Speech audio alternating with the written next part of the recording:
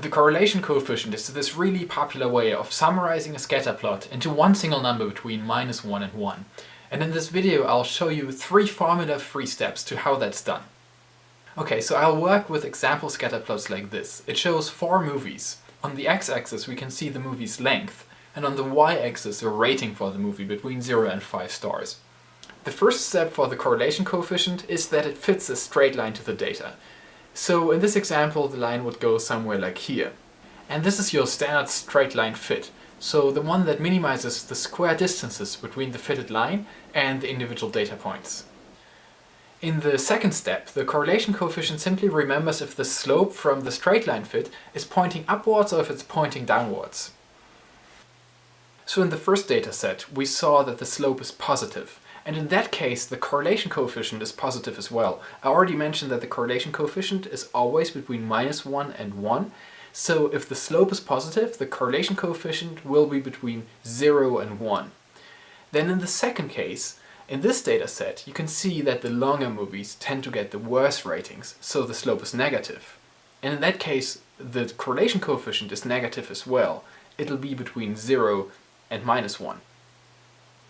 And then there's a third case, and that's that the slope is perfectly straight. In this data set you can see that there's no real difference between the longer and the shorter movies in terms of rating. And actually if I draw in the regression line you can see that it's perfectly straight. And in that case the correlation coefficient is 0. So just by looking at the sign of the correlation you already know something about your data. If the correlation is positive, you know that the overall trend is upwards. If the correlation is negative, you know that the overall trend is downwards, and if the correlation is 0, you know that the overall trend is level. So now comes the third step, but this one is trickier. So far we already know whether the correlation coefficient is between 0 and 1 or 0 and -1, but we don't know its magnitude yet. So how big is the value? Is it close to the extreme values, so it's something like 0.92 or -0.92, or is it small in magnitude because the correlation is weak? So it's closer to 0. The correlation coefficient figures this out by looking at the quality of the fit of the straight line for the data. And I'll try to give you an intuition for this first. So here are 3 scatter plots, and I've already drawn in the regression lines. Now, which of these 3 lines fits its data the best? What do you think? Well, so it's this one, because the data fits most snugly around it. And which line fits its data the worst? Okay, so that's that one, because the data scatters the most around it. So in these 3 plots, the highest correlation would be in this plot, and the lowest correlation would be in this plot. Actually, the correlation coefficient for the first plot is around 0.81, and the correlation coefficient for the worst plot is 0.32, so it's much lower. But how does the correlation coefficient figure this out? Well, it compares 2 things. The first thing it looks at is the scatter along the y-axis. So if I draw in the y values, you can see how they scatter along the y-axis. The second thing it looks at is the scatter of the data around the fitted line. So that corresponds to these distances here. And the rule goes like this. The more there's of this in comparison to this, the stronger the correlation coefficient is. Okay, let me show you a few examples. So in this data set, we can see that there's quite a lot of scatter along the y-axis. But there's really little scatter around the fitted line, right? Because the distances here of the data points from this fitted line, they are really short. Okay, so in comparison, there's a lot more scatter along the y-axis than there's scatter around the fitted line. And in this case, the correlation coefficient is really large in magnitude. This is a positive slope, so the correlation coefficient is close to 1. It's actually 0.95, so that's a really strong correlation. And here's a second case. So you can see that again we have quite some scatter along the y-axis, but in this example the scatter around the fitted line is also really large, right? The points are really far away from the fitted line. Okay, so in comparison there's only somewhat more scatter along the y-axis than there's scatter along the fitted line. So in this case the correlation coefficient is weaker.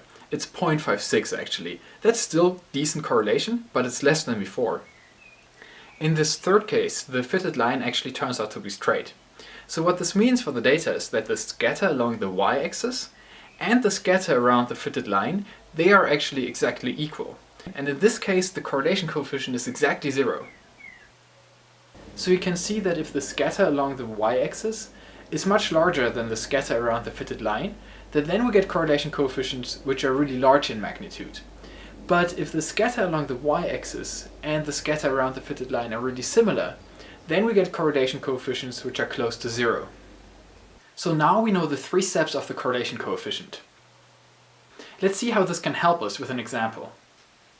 So here are 2 scatter plots, and the question is, which one has the larger correlation coefficient? So the first step is to fit the straight lines. So they go here and here.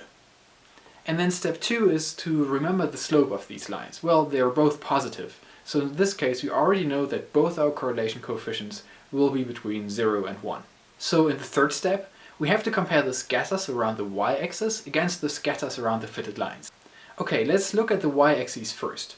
So in the first scatter plot, we have these y values. And in the second scatter plot, we have these y values. And we can already see that the scatter along the y-axis is larger in this scatter plot. Okay, how about the scatter along the fitted line? So if I draw in the distances between the points and the lines, you can see that they are actually the same in both plots. So now we can make the comparison, because we know that the scatter around the line on the left side and the scatter around the line on the right side are the same. But the y-axis scatter on the left side is larger than the y-axis scatter on the right side. So the left scatter plot must have the larger correlation coefficient. So we've seen that these are the 3 steps in getting your correlation coefficient. First you have to fit the straight line, then you have to remember if the slope is going up or down to get the sign of the coefficient, and in the third step you get the magnitude of the coefficient by comparing the 2 scatters along the y-axis and around the fitted line.